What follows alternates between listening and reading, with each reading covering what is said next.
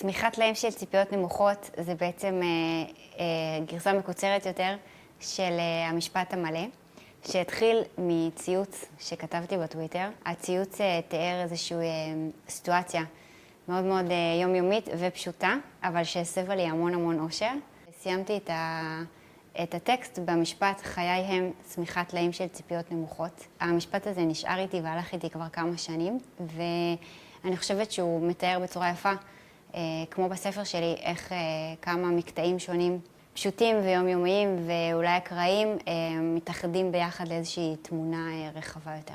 הספר עוסק במציאות מאוד ריאליסטית של חיי משפחה, חיי זוגיות, מערכות יחסים בין הורים לילדים, בהורות טרייה, באימהות צעירה. במקומות אזוטריים כמו מחוץ לבית ספר כשמחכים לאסוף את הילדה, או בסופר פארם, או במשרד של דנית משאבי אנוש, ביום שהיא באה לפטר אותך.